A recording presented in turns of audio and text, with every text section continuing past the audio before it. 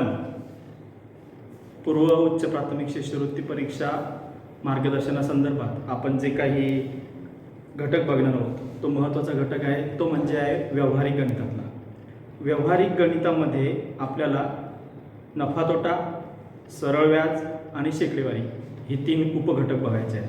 प्रत्येक हे 3ही उपघटक मिळून आपल्याकडे 16% भारांश आहे, म्हणजे 8 प्रश्न 16 गुण आपल्याला त्यावरती आधारित आहे. लक्षात ठेवा, 3ही जे उपघटक आहेत अगदी सोपे आहेत. फक्त सूत्रांचा वापर करायचा आणि क्लुप्त्या काही लक्षात ठेवा, जेणेकरून तुमचा एकही प्रश्न परीक्षेत चुकणार नाही आणि एकही गुण तुमचा जाणार नाही.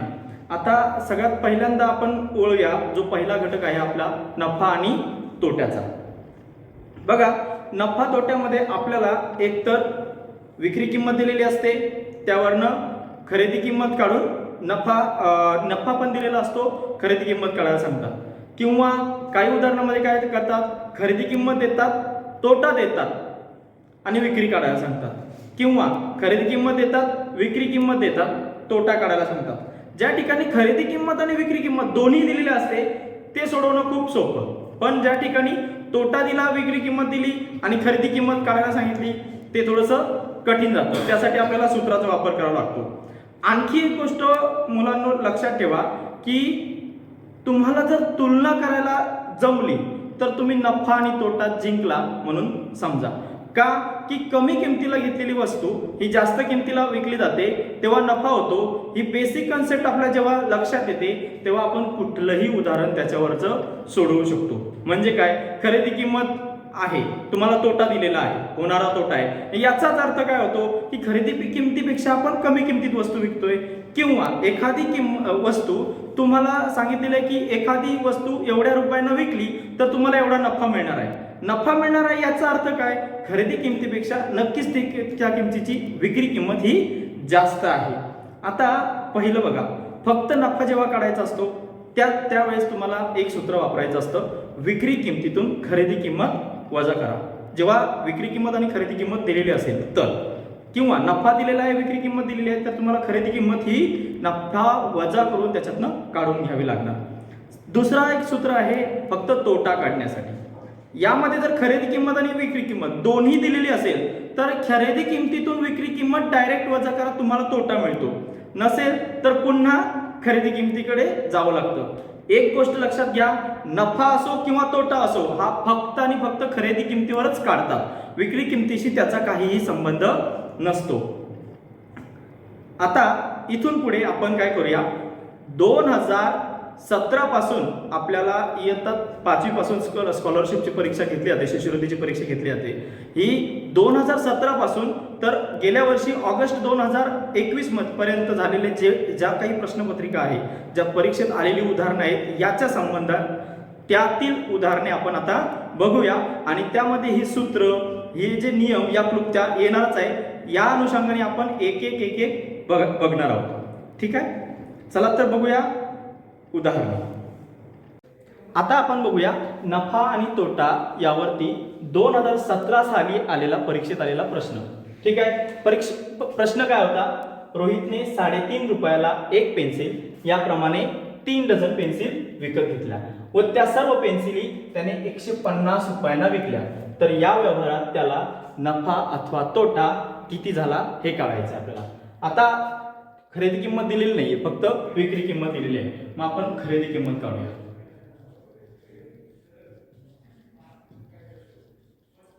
ती किती आहे, तर 3.5 रुपयांना एक पेन्सिल घेतली. आपण किती पेन्सिल घेतल्या, 3 डझन. 3 डझन, 1 डझन म्हणजे 12, 3 डझन म्हणजे किती, तर 36 पेन्सिल विकत घेतल्या. एक पेन्सिल किती रुपयांची होती, 3.5 रुपयांची. म्हणजे 36 पेन्सिल गुणिले 3.50 ने आपल्याला ह्याला गुणायचं आहे. 0 ने 6 ला गुणा 0, 0 ने 3 ला गुणा 0. आता 5 ने गुणायचं आहे, 0 दिला, 5 6 30, 30 शी 0 हात झाला 3, त्यानंतर 5 3 15, 16 17 आणि 18. आता 5 ने झालं, 2 वेळा 0 द्या, 3 6 18 शी 8 हातचा आला 1, 3 3 9 आणि 1 10. 0 शून्य यांची बेरीज करतोय आपण. 8 आणि 8 1606. हात झाला 1. त्यानंतर 1 आणि 1 2 आणि 1 दशांश नंतर 2 ठिकाणी होते, त्यामुळे दशांश नंतर 2. आपण आता 126 रुपये आपल्याला काय मिळाली, याची खरेदी किंमत मिळाली. विक्री किंमत किती होती? 150 रुपये. नफा झाला की तोटा? थोडक्यात आपण तुलना केली, 150 रुपयांना विकले, 126 ला घेतले, म्हणजे नक्कीच नफा झालाय. नफ्याचं सूत्र काय आहे? नफा बरोबर विक्री वजा खरेदी. विक्री किंमत होती 150 रुपये, खरेदी होती 126 रुपये. तोंडी जरी काढलं तरी आपल्याला 24 रुपयांचा नफा झाला, असं आपल्याला त्याच्यावरून लक्षात येतं. आता ही झाली आपली पारंपरिक सूत्र वापरून केलेली पद्धत. आपण काय करूया, याची एक सोपी पद्धत बघूया, अगदी कमी वेळात सुटणारी.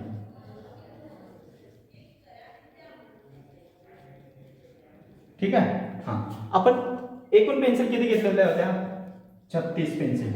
आता 3.5 रुपयांना एक पेन्सिल. इथे तुम्हाला दशांश अपूर्णांक चा जेव्हा आपण गुणाकार करतो तेव्हा बरेच विद्यार्थी दशांश देताना पण चुकू शकतात, त्यामुळे हा गुणाकार काढताना चुकण्याची शक्यता थोडीफार अधिक असते. मग आपण काय करूया, त्याला पूर्णांक घेऊया. 3.5 रुपयांना एक होती, म्हणजे 7 रुपयांना 2, म्हणजे 2 पेन्सिलचा आपण गट करूया. 2 पेन्सिलचा गट म्हणजे किती गट झाले आपले? 18 गट झाले. 2 पेन्सिलच्या गटाला आपल्याला किती रुपये लागले? 7. मग आपण आता काय करूया, 2 पेन्सिल 7 रुपयांना, तर 18 पेन्सिल किती रुपयांना झाले?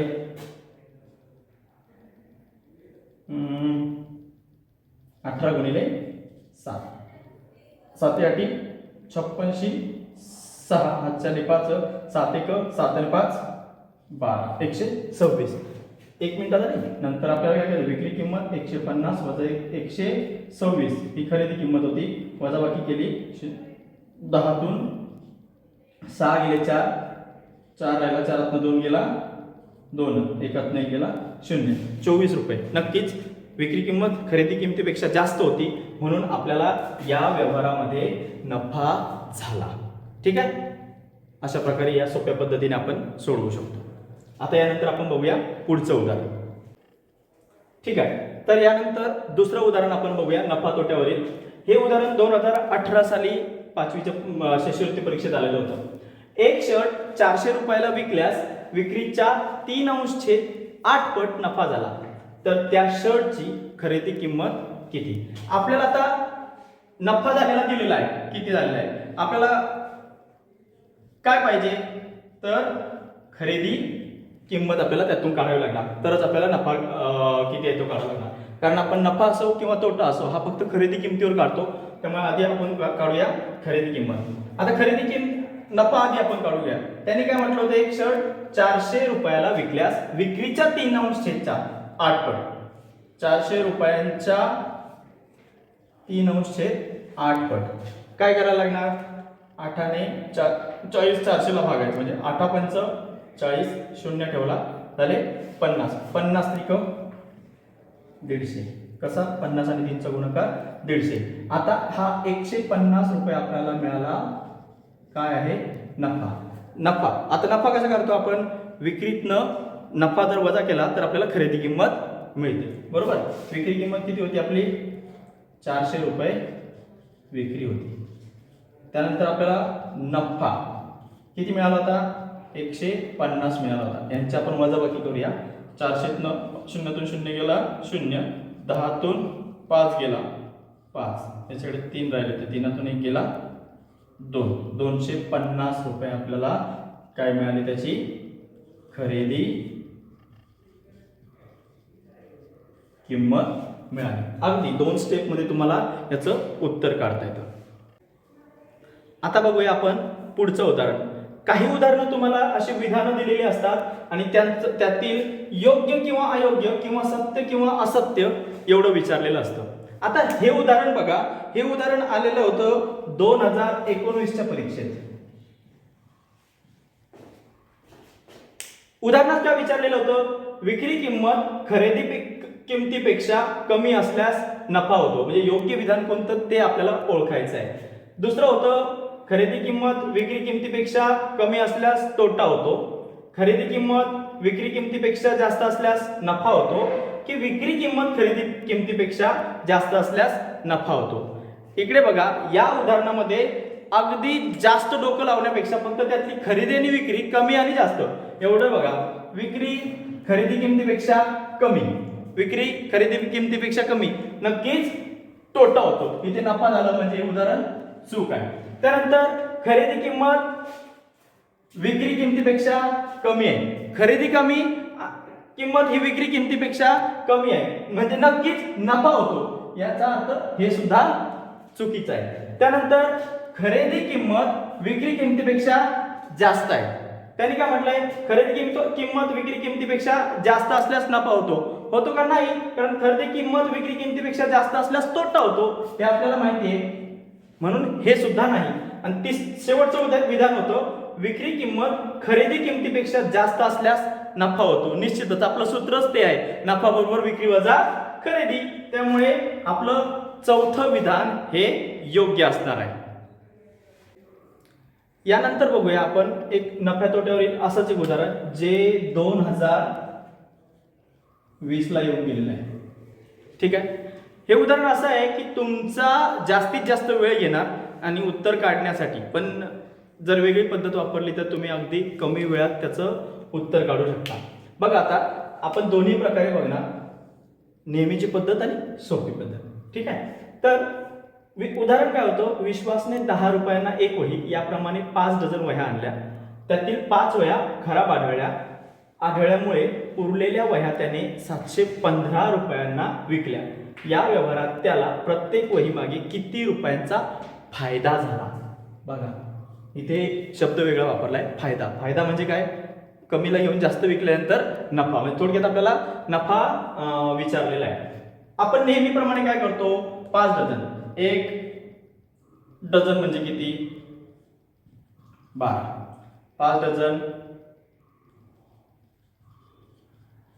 म्हणजे 60.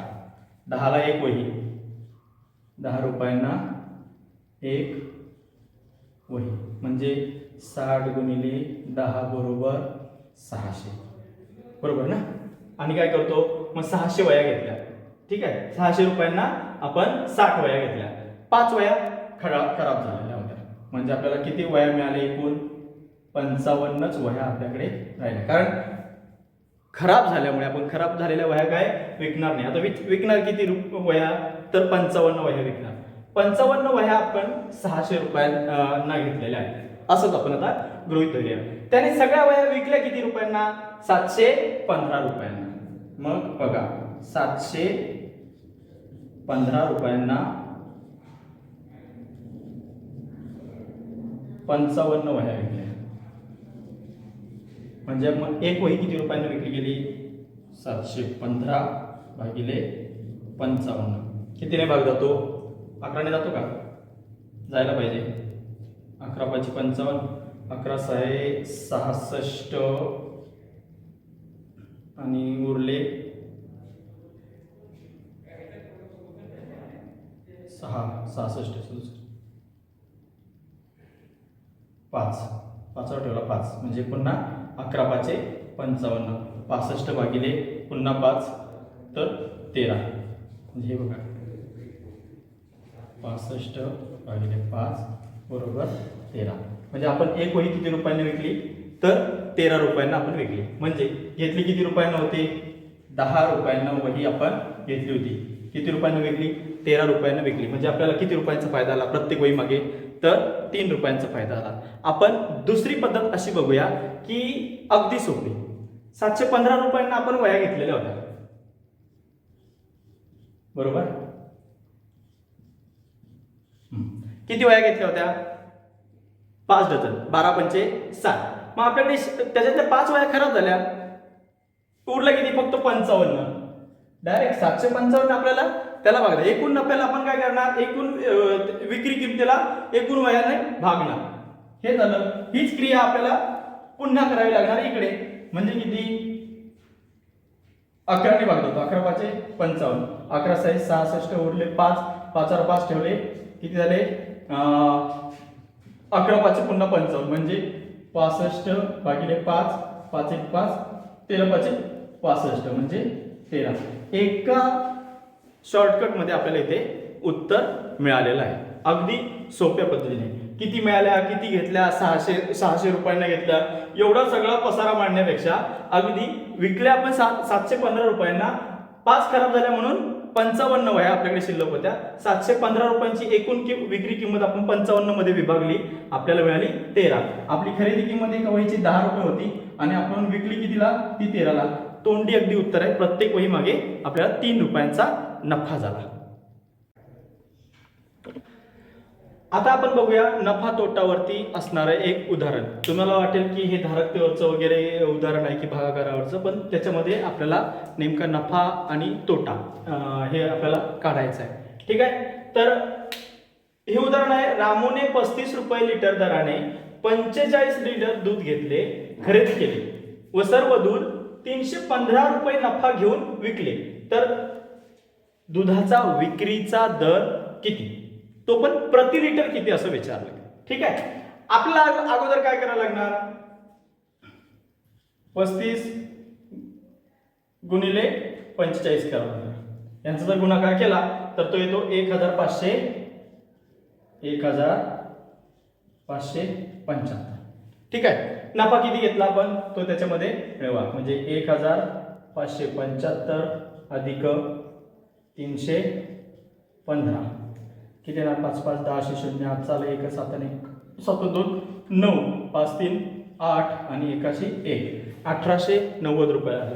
आता आपल्याला हे सगळं जो आपला एकूण जो दर होता तो आपल्याला काय करावा लागणार, नफा आणि आपण खरेदी किंमत एकत्र केली, आपल्याला ती मिळाली 1890 रुपये केली. किती लिटर दूध होतं, 45 लिटर दूध आपण खरेदी केलेलं होतं. आपण जर याचा भागाकार केला तर आपल्याला भागाकारात मिळतात 42, बरोबर. यांचा भागाकार करून आपल्याला 42 मिळतात.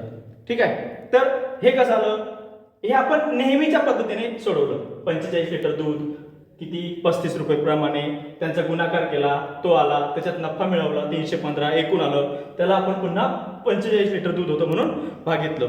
एवढं सगळं करण्यासाठी आपले किमान 3 मिनिटं झालं. याच्यापेक्षा आपण आता सोपी पद्धत बघूया. ठीक आहे, काय करायचं की आपल्याला नफा किती होता, 315 रुपये मिळालेला होता आणि 315 रुपये नफा हा किती लिटर मागे मिळाला, तर 45 लिटर मागे मिळाला, बरोबर. 45 लिटर मागे आपल्याला 315 रुपये नफा मिळाला. आपण जर यांचा भागाकार केला तर हा आला 7. किती येतो, 7 येतो. अगदी बरोबर आहे. आपण 35 रुपये लिटर दराने खरेदी केलं होतं, बरोबर, आणि आपल्याला प्रति लिटर मध्ये 7, यांची बेरीज केली, 35 आणि 7 42, हे आपलं उत्तर. एवढा पसारा मांडण्यापेक्षा तुम्ही क्लुप्ती वापरून अतिशय सोप्या पद्धतीने आणि कमी कालावधीत 1 मिनिटाच्या असे उदाहरण सोडवू शकता. फक्त तुम्हाला काय करायचं आहे, एकूण नफा हा तुमच्या एकूण लिटर, जेवढं लिटर दूध होतं त्याने तुम्ही भागाकार करा, तुम्हाला जो येईल तो 1 लिटर मागे येणार आणि तो नंतर आपण खरेदी किमतीमध्ये त्यामध्ये मिळवला की तुम्हाला त्याची प्रति लिटर विक्रीचा दर मिळतो. आतापर्यंत आपण बघितलं की नफा आणि तोटा यांचा सूत्रांचा वापर करून नफा कसा काढायचा, त्यानंतर तोटा कसा काढायचा, नफा तोटा दिलेला असेल तर खरेदी किंमत कशी काढायची, विक्री किंमत कशी काढायची. यानंतर जो पुढचा घटक आहे शेकडेवारी, तो आपण बघणार आहोत. जे 8 प्रश्न येतात त्यातले 2 प्रश्न हे शेकडेवारीवर निश्चितपणे विचारले जातात, म्हणजे 4 गुण जे आपल्या हातात आहे ते अजिबात नाही गेले पाहिजे. बघा, शेकडेवारीचा जर अर्थ आपण बघितला, शेकडेवारीला दुसरा एक शब्द वापरतात, त्याला आपल्याकडे जो प्रचलित आहे तो म्हणजे टक्केवारी, आणि टक्केवारी पद्धतच शेकडेवारी पद्धतीला आपण असं म्हणतो. आता जेव्हा आपल्याला या ज्या संख्या असतात या संख्येचं विभाजन हे टक्क्यामध्ये करायचं असतं. म्हणजे काय, तर आपण काय करणार की 100पैकी हे विभाजन करणार. लक्षात ठेवा, शेकडेवारीमध्ये शेकडा हा 100पैकी काढला जातो आणि त्याचं विभाजन हे 100 मध्ये केलं जातं, म्हणजे आपल्याला त्या 100% ते विभाजित करायचं असतं. दुसरा एक नियम लक्षात घ्या, एखादं उदाहरण तुम्हाला दिलेलं आहे की 20 चे 25% काढा, यांच्यापैकी, यांचे, म्हणजे उदाहरणामध्ये चा, ची, चे, च्या हे जेव्हा शब्द येतात तेव्हा आपल्याला उदाहरणांची मांडणी करताना चा, ची, चे या शब्दांच्या ऐवजी गुणाकाराचं चिन्ह वापरायचं असतं, हे मात्र लक्षात घ्या. उदाहरण जर आपण एखादं बघितलं तर आपण आता हे उदाहरण बघूया. उदाहरण आहे की 20 चे 25% किती. आतापर्यंत आपण शेकडेवारी म्हणजे काय असतं म्हणजे टक्केवारी. आता आपण बघूया की 2017 पासून आतापर्यंत कोणकोणत्या प्रकारची शेकडेवारीची उदाहरणं परीक्षेत आलेली आहेत. आपलं हे एक उदाहरण बघा. रावसाहेबांच्या बागेत विविध प्रकारची 2100 म्हणजे 2100 झाडे आहेत. त्यापैकी 25% झाडे आंब्याची, 20% झाडे नारळाची, 40% फणसाची व उरलेली झाडे सुपारीची आहेत. तर सुपारीची एकूण झाडे किती. मुलं जनरली काय करतात, 25% अधिक 20% अधिक 40% किती होतात 5, 2 2 4 आणि हे 4 8 म्हणजे हे एकूण 85% होतात. मग मुलं काय करतात, हे 2100 चे 85% 0 0 0 0 21 गुणिले 85 करतात. 21 गुणिले 85, 5 1 5, 5 2 10, 0 8 1 8, 8 2 16, 5 8 7 आणि 1 1785 म्हणजे 2100 चे 85% 1785. नंतर मग मुलं काय करतात, 2100 वजा 1785 वजा बाकी करत होता. 10 5 गेला, 5 राहिला. याच्याकडे राहिले होते 9, 9 8 गेला, 1 राहिला होता. याच्याकडे राहिले होता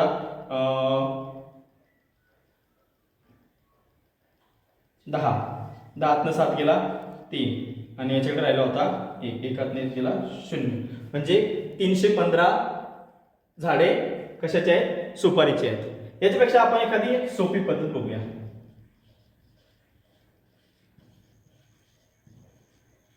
बघा, आंब्याची, नारळाची आणि फणसाची एकूण झाडे किती आहेत, 85% आहेत. बरोबर.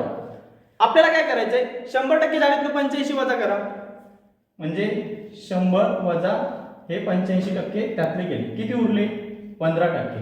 मग फक्त आपल्याला 15 इकडे वजाबाकी करायची गरज पडणार नाही. फक्त 2100 चे 15% काढला, 0 गेला 0 गेला 0 गेला, 21 गुणिले 15,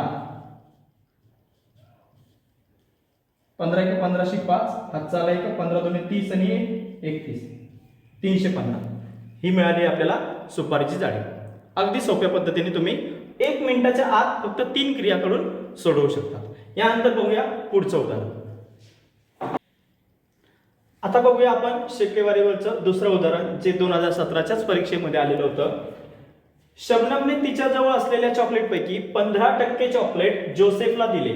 जर तिने जोसेफला 30 चॉकलेट दिले असतील तर शबनम जवळ एकूण किती चॉकलेट होती. आपण काय करतो अशी उदाहरणं सोडवताना, किती होती तर 15% म्हणजे 30 चॉकलेट होती. 15% म्हणजे 30 चॉकलेट होती. तर 100% म्हणजे किती चॉकलेट असणार बरं, हे आपल्याला काढायचं. जनरली आपण काय करतो, हे 100 ने 30 ला गुणतो आणि छेदामध्ये हे 15, बरोबर. 15 1 15, 15 2 30, 100 गुणिले 2 बरोबर 200 असं करतो. आपल्याला इकडे शॉर्टकट पद्धत काय विचारात घ्यायची. सोप्या पद्धतीने सोडवण्यासाठी जर 15% म्हणजे हे किती आहेत 30 आहेत, दुप्पट आहेत ना, बरोबर की नाही. मग साहजिकच आहे 100% किती असणार तर 200 असणार.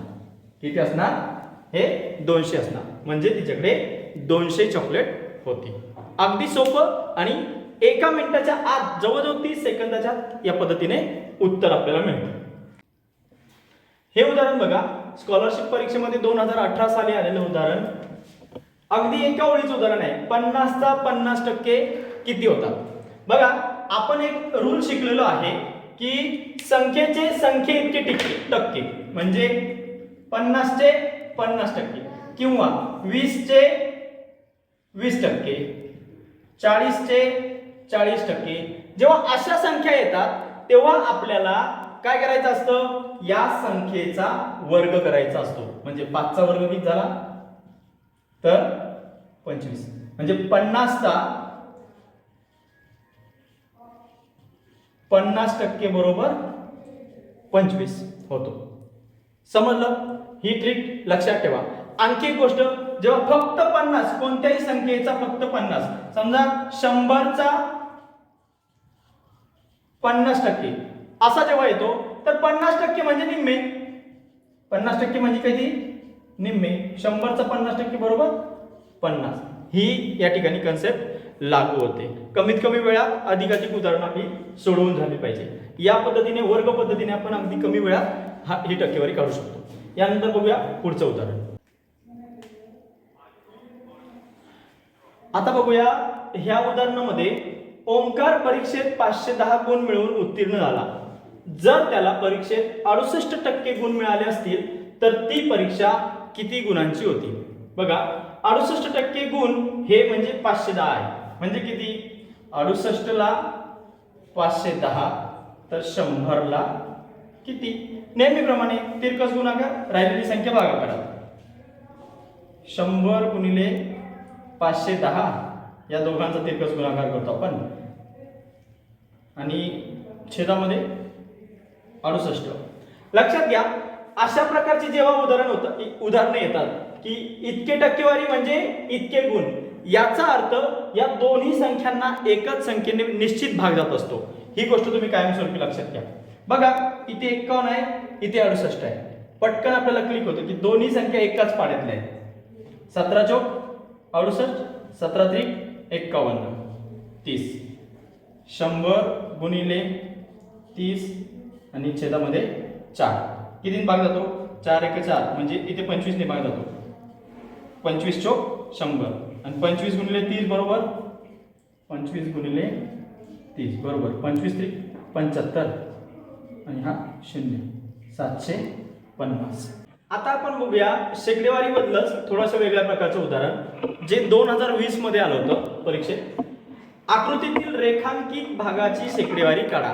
बघा, तुम्हाला यामध्ये दिलेला आहे रेखांकित केलेला भाग या ठिकाणी दर्शवलेला आहे, हा भाग आणि हा भाग.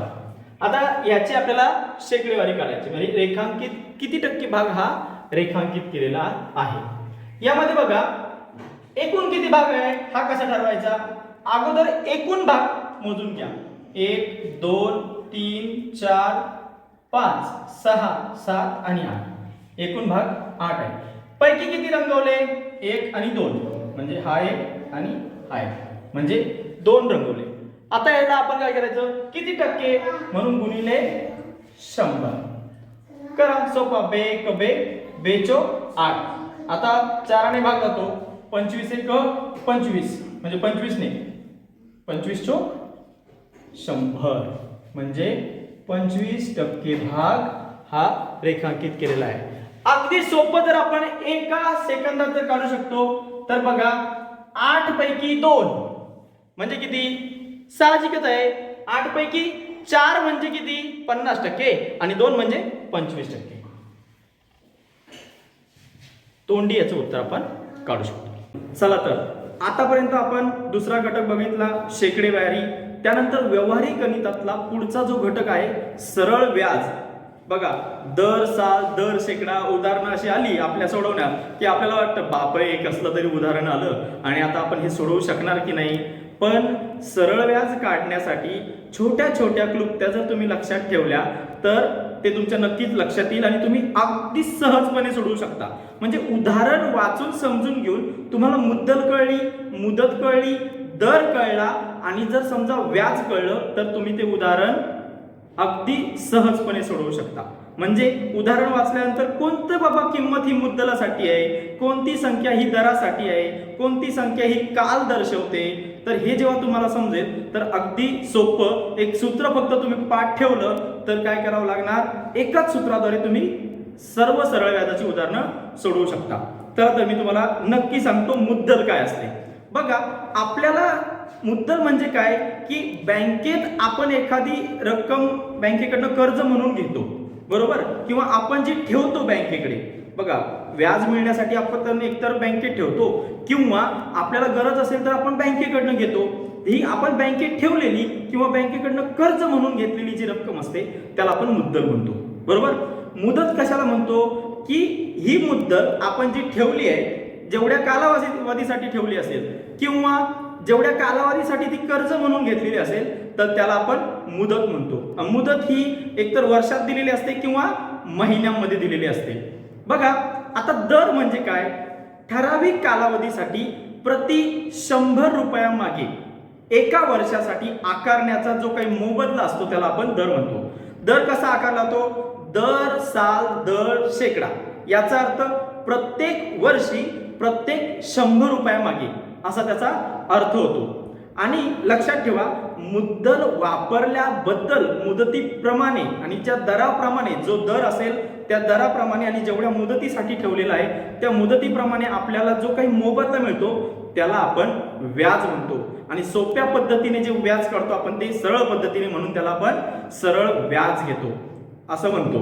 आता लक्षात ठेवा दर साल दर शेकडा 5 या दराने, याचा अर्थ काय होतो, 5चा अर्थ आहे प्रत्येक 100 रुपयामागे 5 रुपये असा त्याचा अर्थ होतो. आणि आणखी एक महत्वाचा मुद्दा म्हणजे अशा उदाहरणामध्ये तुम्हाला एक शब्द वापरला जातो, तो शब्द म्हणजे दामदुप्पट.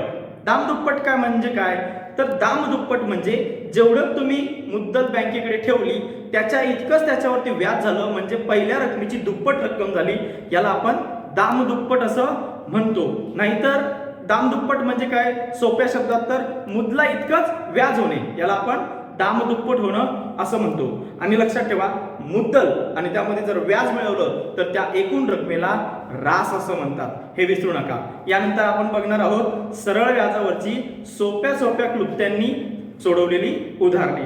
2017 पासून तर 2021 पर्यंत आलेली सर्व उदाहरणे आपण या ठिकाणी बघणार आहोत. यानंतर आपण बघूया सरळ व्याजावरील उदाहरण. सरळ व्याजामध्ये आपण तुम्ही आतापर्यंत सूत्र शिकलेला आहात, मुद्दल काढणे, मुदत काढणे, दर काढणे किंवा दामदुप्पट करणे. आता आपण प्रत्यक्षात उदाहरण बघूया. बघा 2020 साली आलेले हे उदाहरण आहे. राहुलने 15,000 रुपये 3 वर्षांसाठी काही दराने संतोषला वापरायला दिले. संतोषने त्याला 4,500 रुपये व्याज दिले, तर त्या व्याजाचा दर दसे किती. ठीक आहे, आपण काय करतो, सरळ सरळ दर काढायचा आहे. दर बरोबर सूत्र वापरतो काय, सरळ व्याज गुणिले 100 छेदामध्ये मुद्दल गुणिले मुदत. सरळ व्याज किती होतं, 4,500 गुणिले 100 छेदामध्ये मुद्दल किती होती, 15,000 गुणिले मुदत किती होती, किती वर्षांसाठी वापरायला दिलं होतं आपण, 3 वर्षांसाठी. ठीक आहे, आता गुणाकाराचे चिन्ह आहे त्यामुळे अंशात आणि छेदामध्ये शून्य काटछाट होतात. 1 2 1 2 किती उरले, पुन्हा हा एक गेला, पुन्हा हा एक गेला, किती उरले, 15 गुणिले 3 इकडे शिल्लक राहिले, वरती राहिले फक्त 450. 15 ने 45 ला भाग जातो, 15 1 15 15 3 45, वरती राहिले 30 आणि छेदात राहिला फक्त 3. 30 छेद 3 बरोबर 3 1 3 3 10 30, म्हणून दर मिळाला 10%. बरोबर. आता हे उदाहरण आपण कसं सोडवलं, सूत्र घेतलं, सूत्रात किमती टाकल्या आणि त्यांची गुणाकार करून आपण क्रिया करून उत्तर काढलं. अगदी सोपं जर सोडवायचं असेल तर फक्त एक लॉजिक लावा. 4,500 रुपये 3 वर्षांसाठी, किती रुपयांसाठी, 15,000. बरोबर. मग एका वर्षासाठी किती येतात, 15 3 45, हे तोंडी आपण काढू शकतो. 1,500 रुपये, 1,500 रुपये 15,000साठी आहे. मग 1,000 साठी किती रुपये, तर 1,000 साठी 100. किती आलं, 100. 1,000 रुपयांसाठी 100 आलं. आपल्याला माहिती आहे 1,000 साठी 100, व्याजाचा दर आपण 100 साठी काढतो. मग 1,000 साठी 100, तर 100 साठी किती, साहजिकच 10. म्हणून व्याजाचा दर 10 टक्के इतका येतो. अगदी 1 2 3 4 म्हणजे फक्त तुम्हाला थोडासा विचार करायचा आहे आणि तोंडी तुम्ही कॅल्क्युलेशन करून उत्तर काढू शकता. यानंतर बघूया आपण पुढचं उदाहरण. आता बघूया सरळ व्याजावरील हे उदाहरण. बघा 2021च्या म्हणजे मागच्या वर्षी झालेल्या या परीक्षेमध्ये आलेलं हे उदाहरण आहे. दर साल दर शेकडा 4 दराने 5,000 रुपयांचे व्याज मुदलीच्या दुप्पट होण्यासाठी किती वर्षे लागतील. म्हणजे आपल्याला काय करायचे आहे, किती वर्षे विचारलं म्हणून मुदत काढायची. दामदुपटीचं सूत्र काय आपलं, मुदत काढायची असेल तर 100 अंश छेद दर आणि दर जर काढायचा असेल तर काय सांगतं सूत्र, 100 अंश छेद मुदत. आपल्याला इथे मुदत काढायची म्हणजे 100 अंश छेद दर किती होता, 4 या दराने होतं. म्हणून आपल्याला कितीने भाग जाणार, 4 1 4 4 2 8 2 ठेवले 20 राहिले, 4 पंच 20 25. मुदत किती लागली आपल्याला, 25 वर्षे लागतील. दामदुप्पट होण्यासाठी 5,000 इतकंच 5,000 वरती व्याज होण्यासाठी आपल्याला 25 वर्षे लागतील. ठीक आहे. यानंतर बघूया आपण पुढचं उदाहरण.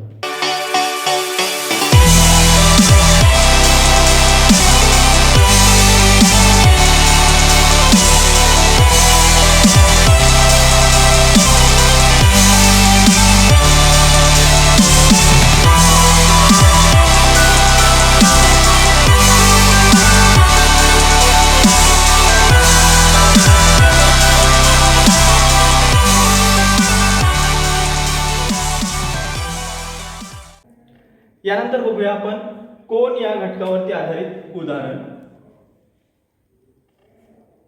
2 प्रश्न येतात, कोन मोजणे, विशाल कोन मोजणे, लघु कोन, विशाल कोन, त्यानंतर काटकोन मोजणे, एकूण विशाल कोन किती, एकूण काटकोन किती, असे प्रश्न याच्यावरती आधारित असतात. किंवा कोन एकूण मोजा त्यामध्ये किती, असे पण उदाहरणं असतात. बघा हे उदाहरण आहे, शेजारच्या आकृतीमध्ये कोणता कोन विशाल कोन आहे. 2018ला हा प्रश्न आलेला आहे. आपण जर विचार केला ह्याचा, या दिलेल्या कोनांचा, तर बघूया P हा लघुकोन आहे, R हा लघुकोन आहे आपल्याला दिसतोय. त्यानंतर फक्त Q हा या कोनाचा विचार करा म्हणजे PSQ हा होईल का, नाही होणार. आणि या कोणाचा जर विचार केला तर SQR चा, तर तो सुद्धा होणार नाही. मग कोणता कोण विशाल कोण होईल, तर हा Q चा जर पूर्ण कोणाचा विचार केला आपण तर तो विशाल कोण होतो. मग बघा पर्यायामध्ये Q हा कोण असणार आहे, आपल्याकडे 2 पर्याय आहेत, QPS आणि RQP. RQP वाचला तर RQP हा होतो आणि PQS वाचला तर PQS हा तर अजिबात होत नाही, म्हणजे हा पर्याय तर गेला. आणि Q हा कोण, दोन्ही पर्यायामध्ये तिकडे सुरुवातीला आहे, सुरुवातीपासून आपण कधी कोण वाचत नाही, कधी कोण हा आपला मध्ये येतो. म्हणून R Q आणि P हा पर्याय क्रमांक 3 हे उत्तर आहे. ठीक आहे. आता पुढचं मोजूया. यानंतर आपण बघूया कोनावर आधारितच 2018ला आलेलं उदाहरण. दिलेल्या आकृतीतील कोनांची संख्या मोजा. ही अशी उदाहरणं सोडवणं अगदी सोपं असतं. काय करायचं की हे जे बाण दिलेले आहेत त्यांच्या दरम्यान अंक लिहा, 1 2 3 आणि 4 आणि या सर्व अंकांची बेरीज करा. 1 + 2 + 3 + 4 किती झाले, 3 आणि 3 6 आणि 4 10. नाहीतर दुसरी पद्धत, एकूण बाणांची संख्या किती, 1 2 3 4 5 5 आहेत ना, 5 + 1 4 येतो, 5 + 1 4 येतो. 4 हे अंक क्रमाने उलट लिहा आणि त्यांची बेरीज करा. 4 पासूनचे अंक 4 + 3 + 2 + 1 बरोबर 10. दोन्ही पद्धतीने आपण सोडवू शकतो. हे सूत्र आहे आणि हे आपण शोधून काढलेली पद्धत आहे. ठीक आहे. पाहूया आपण पुढचं उदाहरण. असं एक उदाहरण येतं, कोणामध्ये खालील आकृतीतील त्रिकोणांची व चौकोनांची संख्या मोजा. 2019 ला आलेला हा प्रश्न आहे.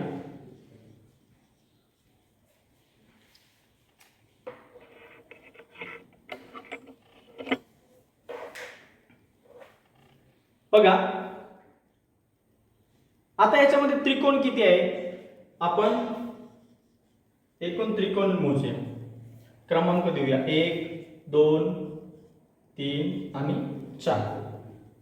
इकडे बघा 1 नंबरचा त्रिकोण आहे, 2 नंबरचा आहे, 3 नंबरचा आहे, 4 नंबरचा पण त्रिकोण आहे. आणि 1 3 2 4 म्हणजे 1 2 3 4 1 2 3 4 या सर्वांचा मिळून सुद्धा एक त्रिकोण आहे. म्हणून 1 2 3 4 5 म्हणजे त्रिकोणांची संख्या झाली 5. आता चौरस मोजूया. चौरस म्हणजे चौकोन, सॉरी चौकोनांची संख्या मोजण्यासाठी आपल्याला डायरेक्ट तर चौकोन दिसत नाही, मग आपण ग्रुप करूया. काय करूया, 1 आणि 2 चा 1 व 2 या दोघांचा चौकोन होतो का, तर होतो. 2 व 3 2 आणि 3 चा चौकोन होतो, होतो. 2 व 4 यांचा चौकोन होतो का, 2 आणि 4 यांचा पण चौकोन होतो. 1 2 आपण अगोदरच घेतलेला आहे. आता 3 अंकांची बघूया. 1 व 2 व 3 या 3 यांचा होतो 1 2 3 होतो असा, बरोबर.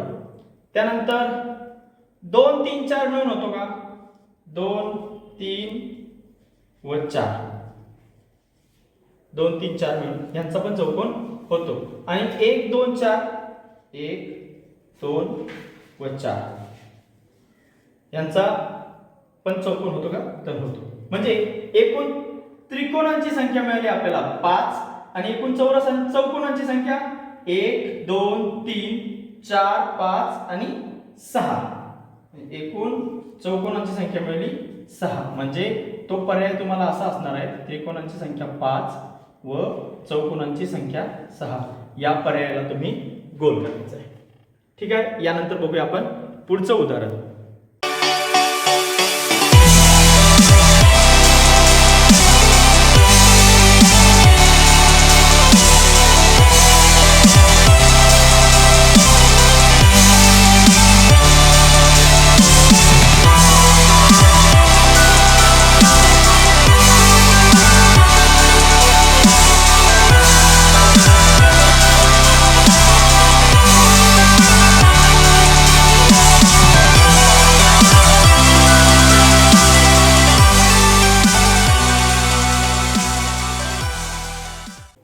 यानंतर बघूया आपण 2018 साली आलेलं एक उदाहरण. सोपं उदाहरण होतं. वर्तुळातील जीवा व त्रिज्या यांची अनुक्रमे संख्या किती. म्हणजे एका पर्यायात 2 अंक दिसणार होते तुम्हाला. पहिला अंक जीवांचा आणि दुसरा होता त्रिज्यांचा. बघा वर्तुळ केंद्र O आहे आणि हे त्या वर्तुळावरील बिंदू आहे. आपल्याला माहिती आहे त्रिज्या म्हणजे काय, वर्तुळ केंद्रापासून वर्तुळावरील कोणताही बिंदू जोडणारे रेषा. आपण आधी त्रिज्या मोजूया. या वर्तुळ केंद्रापासून सुरू झालेला आहे. किती आहे, 1 2 3 4 5 आणि 6. किती आहे, आपल्याला त्रिज्या मिळाल्या 6. आता जीवा किती, जीवा बघा वर्तुळावरील कोणतेही 2 बिंदू जोडणाऱ्या रेषा, त्याच्यामध्ये व्यासाचा पण समावेश असतो. म्हणजे किती झालं, हे बघा हा एक आणि हा एक आणि F हे 2 बिंदू जोडते. आणि दुसरं म्हणजे A आणि E ही दुसरी जीवा जी वर्तुळाच्या केंद्रबिंदूतून जाते, म्हणजे तो व्यास आहे. आणि B आणि F हा एक व्यास आहे, म्हणजे 2 व्यास आणि 1 जीवा एकूण मिळून 3 झाली. म्हणजे जीवांची संख्या झाली 3 आणि त्रिज्यांची संख्या किती झाली होती, 1 2 3 4 5 6. तर अगदी सोपं. कन्फ्युज काय होतात मुलं, एका मोजलेल्या त्रिज्येला पुन्हा इकडे पण मोजतात, म्हणून चुकू शकतो. यानंतर बघूया पुढचं उदाहरण. यानंतर बघूया आपण वर्तुळ या घटकावर आधारित उदाहरण. 2018 मध्ये वर्तुळावर आधारित एक असं उदाहरण आलेलं होतं की दिलेल्या आकृतीत वर्तुळावरील प्रत्येकी 2 बिंदू एकमेकांना जर जोडले तर जास्तीत जास्त किती रेषाखंड तयार होते. म्हणून आपण काय करतो की ही रेषाखंड अशी जोडण्यात वेळ घालवतो. अगदी सोपी युक्ती आहे. वर्तुळावरती बघा किती बिंदू आहेत, 1 2 3 4 आणि 5. ठीक आहे. या 5 बिंदूतून फक्त एक वजा करा. किती राहिले, 4 राहिले. 4 या संख्येपासून उतरत्या क्रमाने त्यांच्या नंतर येणाऱ्या संख्यांची बेरीज करा. म्हणजे 4 अधिक 3 अधिक 2 अधिक 1 7. 4 आणि 7 आणि 2 9 आणि 1 10. ठीक आहे. एकूण 10 रेषाखंड तयार होते. बघा असंच उदाहरण सेम येतं की एका ठिकाणी हळदी कुंकाला बायका जमल्या आणि त्या प्रत्येकीने जर एकमेकींना जर हळदी कुंकू लावलं तर किती एक बाई म्हणजे एकूण किती हळदी कुंकूचा समारंभ होईल. म्हणजे एकूण बायका एकमेकींना किती वेळा हळदी कुंकू लावून होईल. नाहीतर दुसरं एक उदाहरण असतं की बाबा समजा यांना नावं देऊया की अंजली, सुनैना, त्यानंतर राधिका, प्रिया आणि सान्वी या मुली आहेत आणि या प्रत्येकीने एकमेकांसोबत जर हस्तांदोलन केलं तर एकूण किती वेळा हस्तांदोलन होईल. अशी सगळी उदाहरणं आपल्याला काढू शकता अशा पद्धतीने. हे एक आहे सोपी ट्रिक. त्याच्यापेक्षा जर सूत्रात घातलं तर हे सूत्र तुम्हाला प्रत्येक ठिकाणी लागू शकतं. बघा फक्त n बरोबर एकूण, समजा मुलींचं उदाहरण असेल तर मुलींची संख्या घ्यायची, जर बिंदू दिले तर बिंदूंची संख्या घ्यायची, किंवा काही संघ असतात या संघांनी सामने झाले, 4 संघ होते आणि 5 संघ होते, त्यांनी सामने खेळले तर किती वेळा ते सामने झाले. अशी जर जेव्हा उदाहरणं येतात तेव्हा आपल्याला काय करायचं असतं की एक सूत्र वापरायचं असतं. लक्षात ठेवायचं फक्त की याच्यामध्ये n ची संख्या किती घ्यायची. जर बिंदू दिले असतील तर बिंदू इतकी ही n ची संख्या येते, आणि जर समजा मुलींचा उल्लेख असेल तर एकूण मुली किती आहेत, किंवा प्लेयर्स असतील तर त्यांचे प्लेयर्स किती आहेत, किंवा बायकांची ती हळदी कुंकवाची जर संख्या. असं उदाहरण कसं सोडवायचं तर n म्हणजे आता आपण इथे घेऊया, विचार करूया. n ची संख्या किती झाली 5 आणि सूत्र किती आहे आपलं n गुणिले n वजा 1 छेद 2. बरोबर. आता n किती आहे 5 आहे, गुणिले 5 वजा 1 छेदात 2 म्हणजे किती झालं 5 गुणिले 4 छेद 2 बेदुने 4 आणि 5 दुने 10. उत्तर सेमच आलं. बरोबर. असं करण्यापेक्षा हे एक सूत्र लक्षात ठेवा. या सूत्रानुसार तुम्ही सगळी उदाहरणं सोडवू शकता. 2021 ला सुद्धा 4 मुलींनी एकमेकांसोबत जर हस्तांदोलन केलं तर एकूण किती वेळा हस्तांदोलन झालं असा प्रश्न आलेला आहे 2021 ला. ते सुद्धा तुम्ही शोधा आणि ह्या सूत्राचा वापर करून तुम्ही ते सोडवा.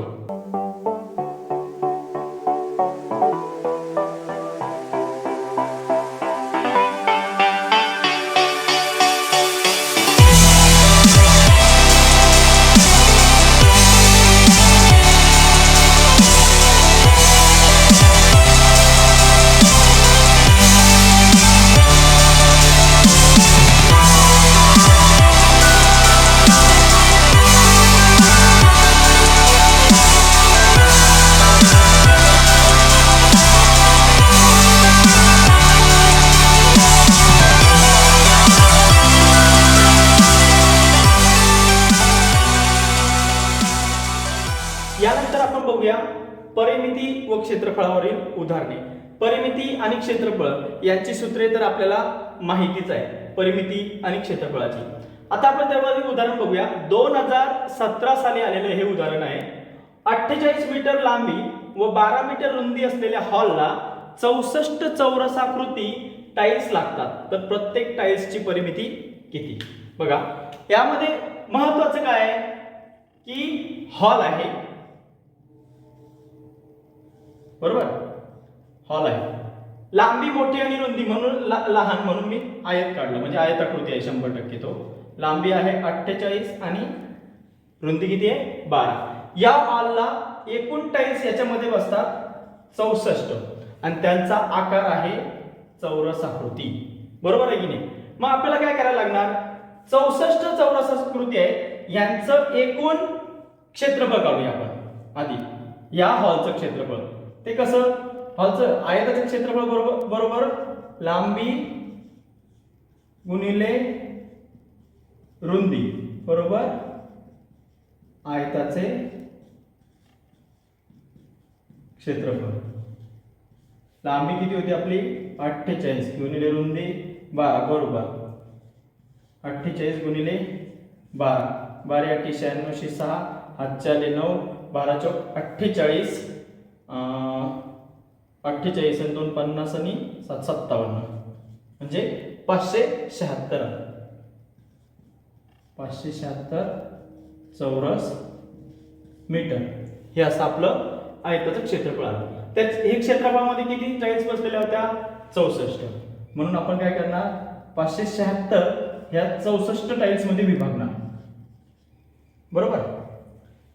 आता आपल्याला काय करावं लागणार, यांचा भागाकार कितीने भाग जातो 64 ला तर 8 ने जातो, वरती जातो का बघूया 8 8 64 8 7 56 उरला 1 वर ठेवला 6 झाले 16 8 दुने 16 म्हणजे 72/8। आता 8 ने 72 ला जातो बघ 8 9 72 बरोबर 9। एका टाईल्सचं आपलं हे काय मिळालं क्षेत्रफळ मिळालं किती आहे।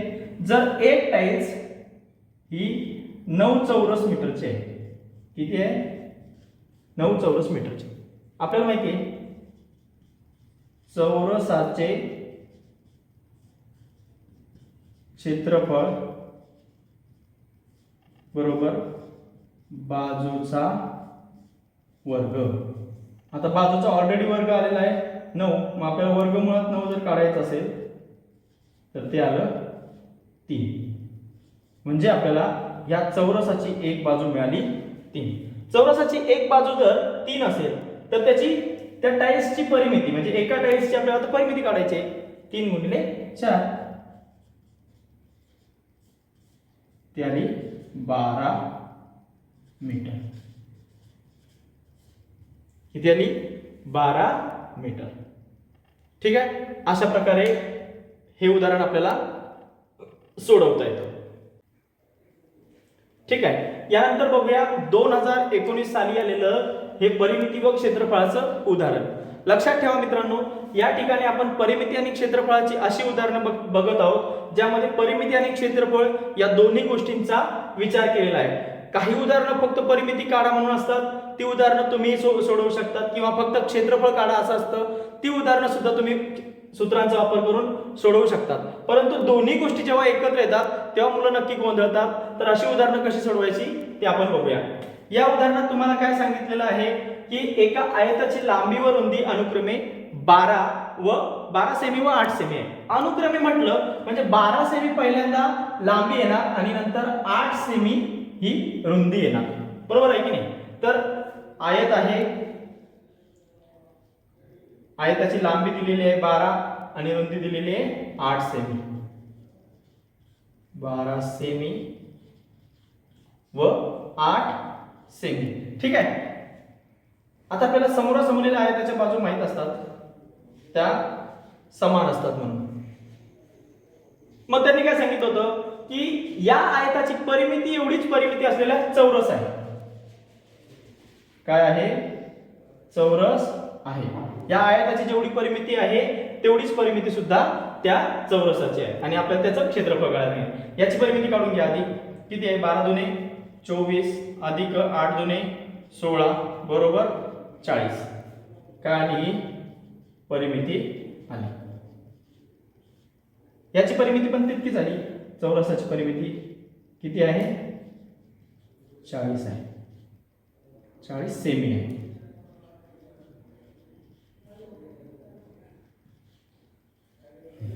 आता जर परिमिती जर 40 आहे, आपल्याला माहिती आहे चारही बाजूंची बेरीज जर 40 आहे तर एका बाजूची किती झाली 10 आणि 10 बाजू आहे, तर अशा क्षेत्रफळाचं अशा चौरसाचे क्षेत्रफळ काढणं अगदी सोपं, बाजू गुणिले बाजू, म्हणून या चौरसाचे क्षेत्रफळ किती येणार बरोबर 10 गुणिले 10 म्हणून 100 चौरस सेंटीमीटर. अगदी सोपं आहे, कारण तुलना आपल्याला आयताची आणि चौरस या दोघांच्या परिमितीशी करायची होती आणि दोघांची परिमिती समान सांगितलेली होती. फक्त आपल्याला याच्या परिमितीवरनं ही परिमिती मिळाली, या परिमितीवरनं आपल्याला त्याची एक बाजू मिळाली आणि बाजूवरनं आपण काय केलं क्षेत्रफळ काढलं. ठीक आहे. आता बघूया आपण पुढचं उदाहरण. यानंतर बघूया आपण इष्टिका चित्ती याबद्दल येणारे परीक्षेतील प्रश्न. 2018ला हा एक प्रश्न आलेला आहे. इष्टिका चित्तीच्या कडांची संख्या इष्टिका चित्तीच्या पृष्ठांच्या संख्यांच्या किती पट असते. आता कडांची संख्या पृष्ठांच्या किती पट आहे हे विचारलंय. मुलं काय करतात, त्यांना कधी कधी उलट होतं मुलांकडनं ठरवताना, पृष्ठांच्या पटीत आहे की कडांच्या पटीत आहे हा गोंधळ करतात. आता आपण आधी आपल्याला एक तर तोंडपाठ आहे. इष्टिका चित्तीला कडा किती असतात तर 12 आणि इष्टिका चित्तीला पृष्ठ किती असतात तर 6. बघा इष्टिका चित्तीच्या कडांची संख्या कडांची संख्या किती आहे 12 आहे. पृष्ठांच्या किती पट आहे, हे पृष्ठ 6 आहेत ना, 6 चे किती पट 12 आहे तर दुप्पट. आणि पर्यायामध्ये तुम्हाला दुप्पट हे उत्तर निवडावं लागेल. कडांची संख्या पृष्ठांची संख्या ही इष्टिका चित्तीची आणि घनाची सारखीच असते, त्याच्यामुळे त्याच्यामध्ये काही बदल नाही. अगदी सोप्या पद्धतीने तुम्ही फक्त उदाहरण वाचून ते उत्तर लिहू शकता. यानंतर आपण बघूया आजच्या या गणित विषयाच्या आपल्या विद्यार्थी मार्गदर्शनामधला शेवटचा घटक, तो म्हणजे चित्रलेख. अतिशय सोपा, हातात असलेले 4 गुण कधीही सोडू नका, कारण फक्त थोडासा विचार करून तुम्हाला 2 प्रश्नांची उत्तरे द्यायची असतात, त्याबद्दल तुम्हाला 4 गुण मिळतात. बघा पुढील चित्ररूप माहितीच्या आधारे प्रश्नांची उत्तरे लिहा. चित्ररूप माहिती काय दिलेली आहे, विद्यार्थ्यांना आवडणारा विषय. इथे विद्यार्थ्यांना आवडणारा विषय कोणकोणते विषय आहेत, गणित, मराठी, विज्ञान, चित्रकला, आणि त्याची विद्यार्थी संख्या दिली आहे. मला विद्यार्थी संख्या म्हणजे अशी चित्रात काय दिली आहे तर खाली बघायचं की प्रमाण दिलेलं आहे. हे म्हणजे काय आहे, हे त्याच्या ऐवजी वापरलेली चिन्ह आहे तिथे, आणि खाली प्रमाण बघायचं. कधीही चित्रालेख सोडवताना सर्वात आधी आपलं लक्ष गेलं पाहिजे या प्रमाणाकडे. प्रमाण किती आहे ते आपल्या डोक्यात बसलं की आपण पटकन सोडतो. म्हणजे एक त्रिकोण म्हणजे 6 विद्यार्थी. पटकन काय करायचं, पहिल्यांदा एक त्रिकोण म्हणजे 6 विद्यार्थ्यांची विद्यार्थी संख्या लिहून टाकायची. म्हणजे एक त्रिकोण म्हणजे 6, 4 म्हणजे किती 6 चौक 24, 3 म्हणजे 37 18, 2 म्हणजे 6 दुने 12, 4 म्हणजे पुन्हा 24. ही लिहून टाकली. आता प्रश्न वाचा, एकूण किती विद्यार्थ्यांची माहिती दिलेली आहे, या सगळ्यांची आपल्याला काय करायची बेरीज करायची. 24 अधिक 18 अधिक 12 अधिक पुन्हा 24 बरोबर. 4 आणि 8 12 आणि 2 16 आणि 4 20 0 हातचाला 1 2 आणि 1 3 4 5 6 आणि 7 एकूण 70 विद्यार्थ्यांची माहिती दिलेली आहे. 70 विद्यार्थ्यांची माहिती दिलेली आहे. म्हणून किती विद्यार्थ्यांची माहिती दिलेली आहे 70. त्यानंतर दुसरा प्रश्न विचारलेला आहे, विज्ञान विषय आवडणाऱ्या विद्यार्थ्यांच्या संख्येपेक्षा गणित विषय आवडणाऱ्या विद्यार्थ्यांची संख्या कितीने जास्त आहे. पटकन आपलं केलं पाहिजे लक्ष. विज्ञान विषय किती जणांना आवडतो 12 जणांना आवडतो. गणित विषय किती जणांना आवडतो 24 जणांना आवडतो. मग 24 हे 12चे दुप्पट आहे, पण कितीने जास्त आहे विचारलं तर 24 वजा 12 बरोबर 12, म्हणजे 12ने जास्त आहे. मिळाले 4 गुण. अगदी सोपं आहे. चित्रलेखाचे गुण हे तुमच्या अगदी हातात असतात. एकही गुण तुमचा केलेला नाही पाहिजे.